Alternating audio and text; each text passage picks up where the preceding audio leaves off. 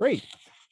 Well, welcome everyone, and thank you for attending today's Lunch and Learn program. I think we've got a really exciting program to present to you today. My name is Carl Teichman. I'm Director of Government and Community Relations with Illinois Wesleyan, and it's the university along with the museum that sponsors the Lunch and Learn programs. And today we're featuring our local NAACP chapter.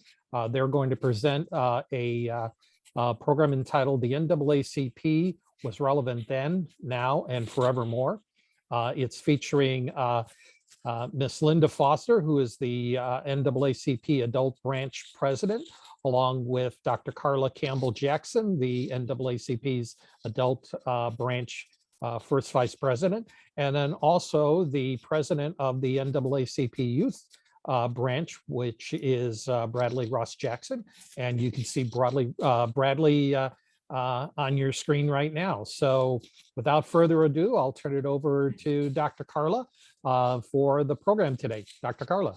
Thank you so much, Mr. Carl. And we will begin with our Youth Council President.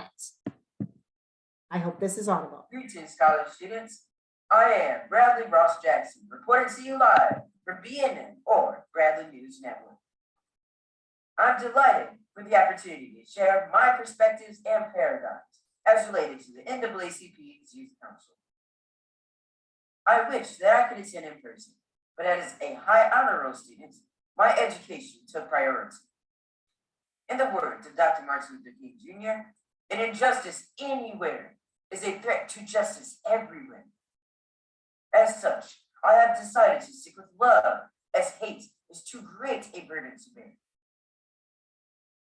I proudly serve as Bloomington Normal's first NAACP Youth Council President. It is my duty and responsibility to make certain we adhere to the basic mission of the NAACP's Youth Council, which is to assist with alleviating race-based discrimination. I will make sure to lead our Youth Council in the right direction by expanding our paradigms while engaging in fundamental NAACP activities. The Youth Council will develop intelligent, engaged, and effective young people where we can thrive and not only just survive. We will make certain this world will be a better place for everyone. Similar to Nike, we will just do it. The NAACP Youth Council has already partnered with the city of Bloomington as we participated in paid internships. We also spent a day at Illinois Wesleyan University as we explore college life. Yes, this Youth Council is on a mission. Our future activities include sponsoring a school supply drive for the disenfranchised, supplying the Bloomington Housing Authority with Thanksgiving food like turkeys and canned goods, hosting an anti-racism town hall meeting to focus on the beauty of diversity. The Bloomington Normal NAACP branch has been steadfast and immovable for over 100 dynamic years, and we are the first official youth council. Now, the main purpose of the NAACP is to eliminate racism, classism, and any other isms. In the words of Congressman John Lewis, if you see something that is not right, not fair, and not just, say something. Do something. College students, we invite you to join us on the journey and to do something. Thank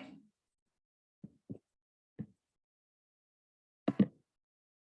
Thank you. And with that, I will segue over to our Madam President, Ms. Linda Foster, to begin the dialogue about the NAACP. Thank you to each and every one of you that is here today.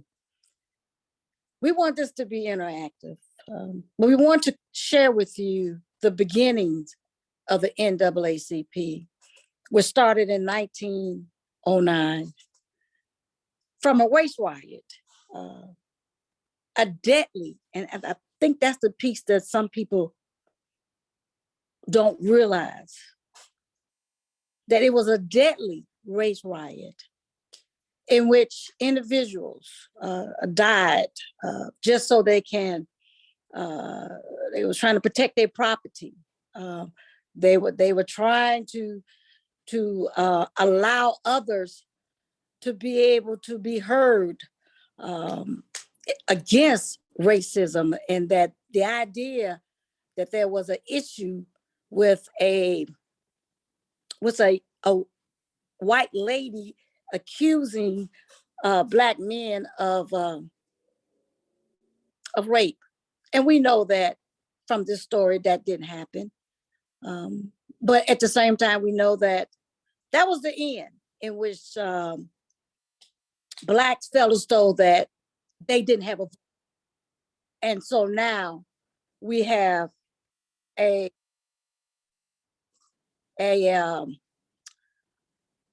coming together to form this organization, this great organization, to try to eliminate racism and discrimination, and bring about a new day of understanding how important education is, economic justice, political advantage, and political additive to what is going on around, not only around us, but around this country. The NAACP has been there to ensure the health and the well-being of all human beings. Everything we fight for, everything that we stand up for is for all. Now, we know that education continues to serve as the bedrock for Black history. If you don't know your history, how do you know where you're going? How do you know where you've been? So it's imperative that we understand the things that were going on back to 1619. Now, to think that we live in a free world, but it's not for all. It's not for all. Because if it was for all, we wouldn't have to be fighting for rights that are afforded to the majority. We wouldn't have to be having reauthorizing voting rights. It would just be. We wouldn't have to have discrimination laws because everyone would be treated fairly. We wouldn't have to have separate and entities that will allow one group to prosper and not another. We know that the NAACP has done great things in this country, on up to changing legislature, on up to ensuring that voices are being heard. The NAACP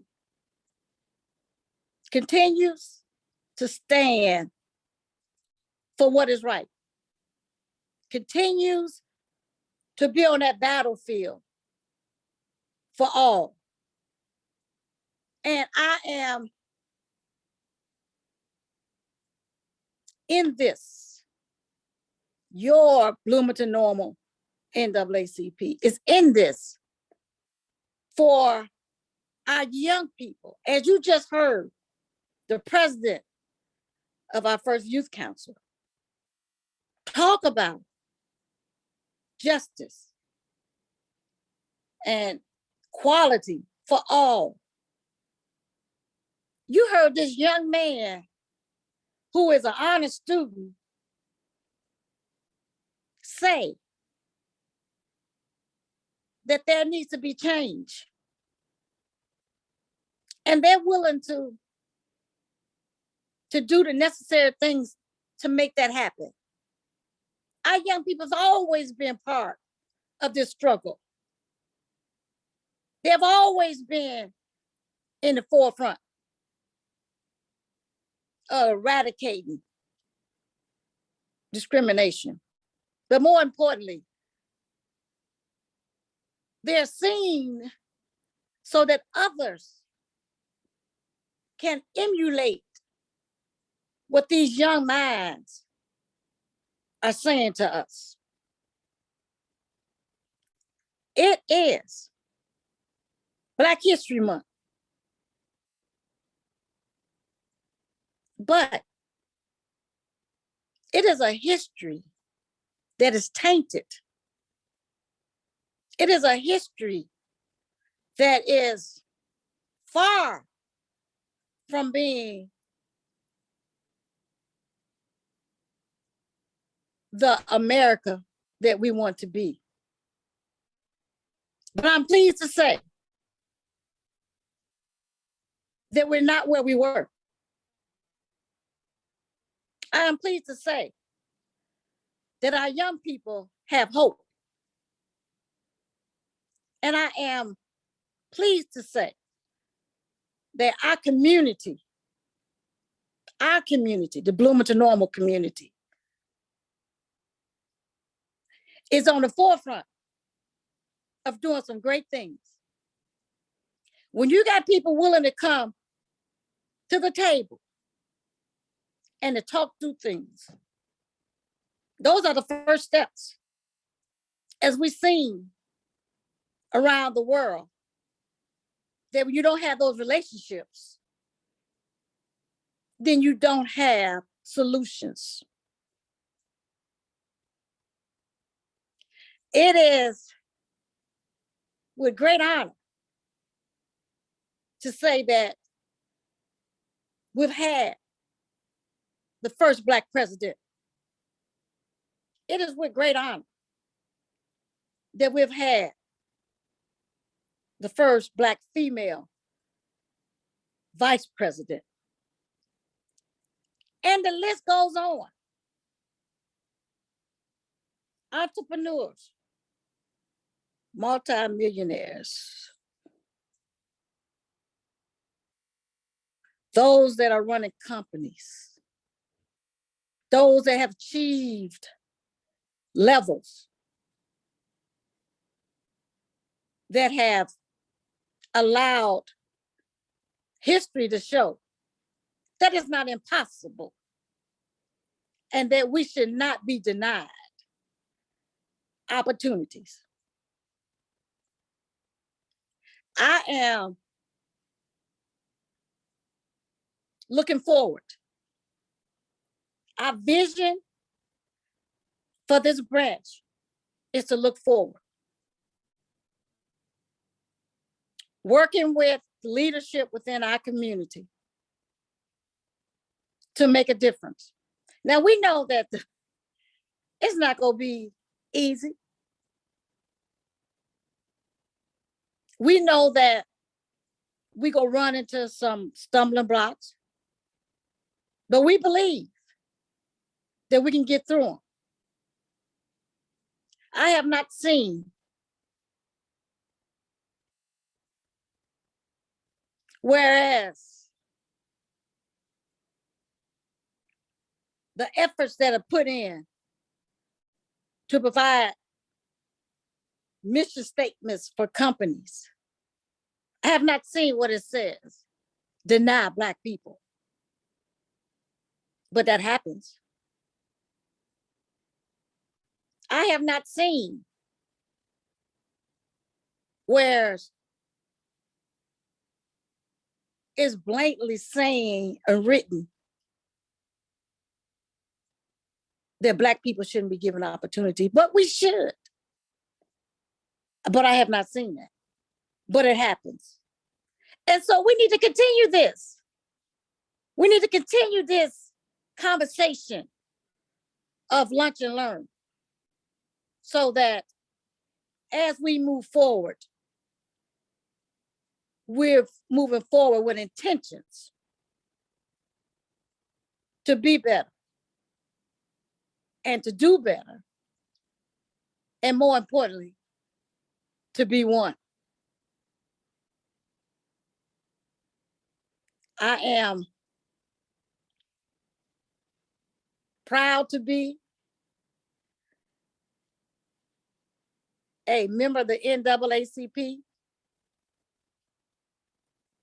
I am proud to know that this leadership board will continue to fight, continue to make differences, and continue to agitate, because each day brings a new day, and we need to make it a better day. Black history is my history, but it's your history too. And it's not just the month of February.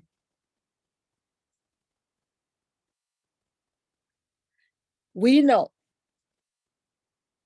that Americans should proudly celebrate the legacy of Black America by acknowledging the difficulty in the struggles endured and the accomplishments achieved, and the extraordinary political and potential that yet awaits.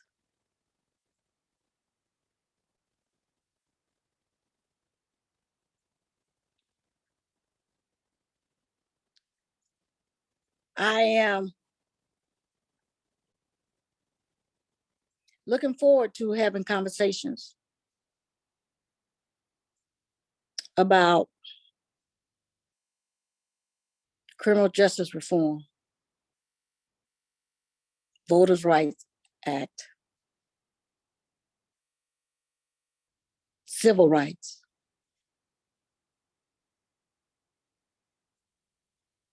health disparities.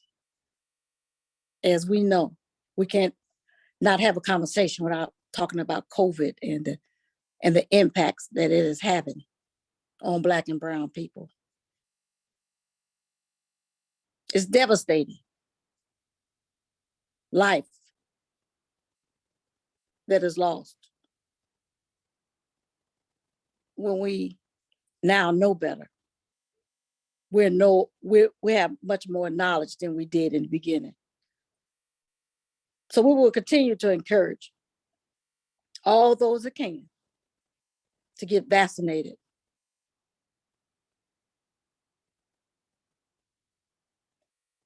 It is a horrific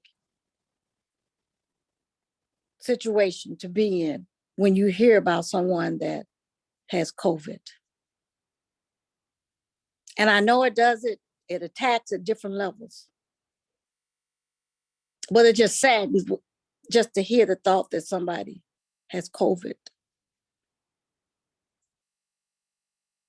And those that are in the hospital. And those that did not make it. We have a responsibility to do whatever necessary we can do to educate, to make sure that we are giving individuals opportunities to know. And then from that, hope for a transformation of thoughts. For all the years that the NAACP has been on this battlefield, it is just to transform minds and hearts. That we're all human. And that we are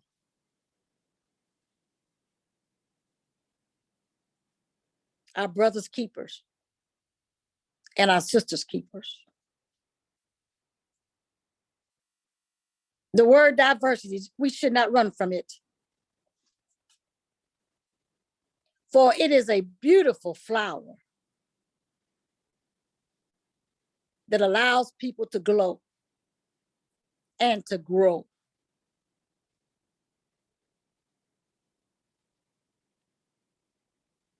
We love it when springtime comes and summer comes and the beautiful and the vast colors start to bloom. It's exciting time. It's exciting time. And we know winter's coming. But we still hang on till we know summer's coming back. And during the winter months, we just gather our thoughts. And how do we, as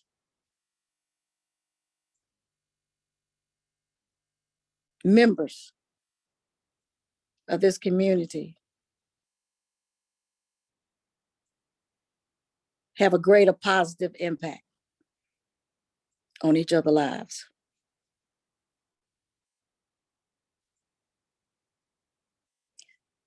It is that every day is an opportunity. I've been told that. It's an opportunity to make a difference. And so when we come together in a way that we want to learn, we will learn and we will be changed from it.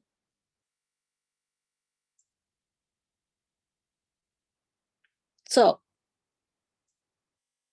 who are we? What are we? Who do we want to be?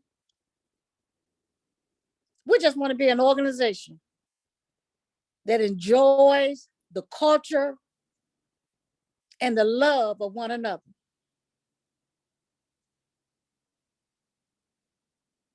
We want to be an organization that when you feel the despair and you feel helpless, that you're not by yourself, that you feel like you're being mistreated, that there's an outlet, the NAACP. And when you feel like I got so much to give and that I can make a difference, we're here for that too. We're here for that too. To become a member is just to believe in our mission. It's to eradicate racism and discrimination. Believe in that mission. Support that mission. Membership is only $30 a year. $30 a year. As you know, it takes money to do everything. But $30, it just allows you to be able to be on this battlefield with us, support us.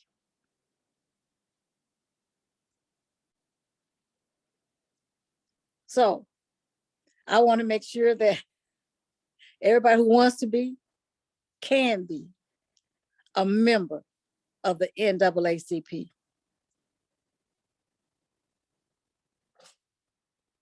Dr. Carla, do you have anything else to add? Excellent job there, Madam President. Thank you so much. And we're certainly hoping there are going to be some questions in the chat coming through soon, Mr. Carl and Mr. Yeah. Jeff, that would be awesome. I did want to quickly acknowledge that we have our state president on the call, our Illinois state president, Miss Teresa Haley, who is out of Springfield. And I think what's so critical about that, as Madam President did mention, we know about the Springfield riots, right? We know that the NAACP also had a diversity of founders, not only whites, African Americans, etc. You guys know who we are, right? As leaders here in the Bloomington Normal area, you know who your Bloomington Normal officers are. You've seen some of the work that we do, and you know our mission. But we can't get to the mission until we acknowledge the Springfield race riots of 1908. And I think it's so critical because our state president, Ms. Haley, has been very validly expressing the need for not only the state of Illinois, but even for the country to recognize the impact that that race riot had on the formation of the NAACP. So yes, the NAACP was officially founded out in New York City, but it was because of this. And here's the beautiful part about it. The race riots we know happened there in Springfield, about shy of 60 miles away from Bloomington Normal. But the amazing part about it is that they rushed those African Americans right here to Bloomington Normal as a place of safety and refuge. So certainly Springfield and Bloomington have played a critical role in the formation of the NAACP. So our legacy is rich and we shall remain on the battlefield. And with that, I'm going to pause for Q&A, Madam President, if you're good with that. Yes. Great. Well, Dr. Carla, one of the first questions we have is from one of our participants that says, is it true that the National NAACP was founded in part by Bloomingtonian Sigmund Livingston, who was featured by the History Museum last year in last year's cemetery walk? That is an excellent question. And I know we still have, some of our members who are deep diving on that. But yes, even here in Bloomington Normal, we had African Americans and white Americans galvanizing. And that's the beautiful part about it. If you're on the side of justice, it matters not your color. So I don't think we can ignore the rich history that Bloomington has played. But yes, we are deep diving in that because he did have a role, Madam President. Yeah.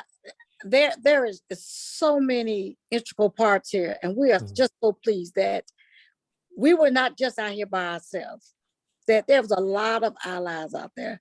And so even on ISU campus, they had a chapter there. So even though we say that we're the branch and we're the community entity, but there were other allies out there that were supporting the NAACP. And currently, even as you look at our roster for our officers for the Bloomington Normal branch now, we're very diverse. So people often think, no, it's only for African Americans, Black people, colored people. No, it is not. It's for anyone who is aligned with our mission of eliminating race-based discrimination. Great. Could you talk a little bit about what you're doing on the local level for voter rights, the efforts that you've been involved in? Absolutely. Would you like to start, Madam President, or would you like me to start? Yeah. Yes. The thing is to get out to vote, but you got to make sure that individuals are educated. So holding panelist conversations about what is the importance of voting, why should we vote, the history of voting, because there was a time where we couldn't. And I hope there'll never be another time that we can't. And so we need to continue to educate. We need to make sure that we are including our young people in the conversation, making sure that we are having those in your face conversations monthly, so that people don't forget the importance of voting. We know that what those topics are today, that we need to make sure that we are addressing all of those issues so that it's not the day after that somebody asks us, when do I vote? So we're trying to be as proactive as possible. And I see Dr. Carla has a civics project calendar up. And so we're planning on having different activities, Zoom meetings that will encourage anyone to be more informed about the legislative process. Absolutely. And what's so critical about this is that typically we know that the primaries were usually in March, right, of each year. But in this year of 2022, it's actually going to occur in June. And historically, a lot of African-American families have family reunions. We go to conventions and conferences in June. So that's why it's even more critical to make sure we get out and vote. And even if that means an absentee vote, we need to make sure that our voices are heard. So as Madam President said, every month, we're having steps where we lead up to the voting process. We have one of our presenters on today, Mr. Lewis, who's going to talk about city government. And I know Mr. Jean and her team have worked diligently to make this come to fruition. So we're going to make sure everyone is engaged. So when the voting does occur in June, we'll be ready, knowing that leads up to the voting that will occur in November. So excellent question. Thank you for that, Mr. Carl. You're welcome. Other questions for Dr. Carlo or Madam President?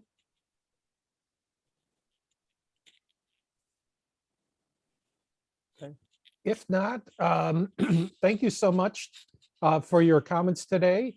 And I'm glad, Dr. Carlo, that you included the information from the NAACP website as to how someone can join the local chapter of the NAACP and the like. And with that, thank you again for your presentation, and I'll turn it over to Jeff. Yes, thank you. And before Mr. Jeff, if you don't mind, I just want to reemphasize one other factor, another history-making moment. And I know our Madam President is very humble, but we all remember Mr. George Floyd and the tragedy that occurred. And I believe that was in the year 2020. Well, within probably 24 to 48 hours, we organized the largest peaceful demonstration here in Bloomington Normal. There were over 1,000 people that met us literally down on the courthouse, and we had all kinds of speakers there. We had signs, we had protests, and that was a beautiful symphony of people from every race, gender, background, but that too shows you how relevant the NAACP continues to be. And if you think about all that's involved with organizing something of that magnitude, when Madam President and I put out the call that we were doing that, we were really elated that over 1,000 citizens from our community came out to support our mission of making sure people knew we were not going to tolerate racism and discrimination, and especially as related to what happened to Mr. Floyd. So I certainly wanted to mention that as another history-making moment. Thank you, Mr. Jeff and Mr. Carl. Thank you. Thank you, Carl. Thank you, Madam President and Vice President. And also I want to thank in the background, Tori Moray. She is our curator of digital humanities who helped us out of a technological bind today. There was a mention here in the comments in the chat that Riot in Springfield was 100 years after the anniversary of Lincoln's birth. That's correct. Great organization, and I'm glad you brought up the fact that in recent times that we have been able to have peaceful protests here in Bloomington Normal, and we hope to to continue to do that when it's appropriate. And we always want to hear from groups like yourself, and also someone also spoke of the League of Women Voters as well. And just keep the dialogue going and educate one another on what is, right? One other thing I would probably add is, of course, I was not surprised that there was going to be an impassioned and thoughtful, insightful talk from you ladies today, because I would have undoubtedly expected no less. So with that, I want to remind you to join us next month. And we're going to be looking at The Pantograph Negatives, Images to Inform and Inspire with Rochelle Gridley, who is Assistant Archivist here at the museum. And we hope that you have both, all of you have a safe and enjoyable afternoon, and we hope to see you soon. Thanks. Thank you, everyone. Have a good afternoon. Thank you. Thank you.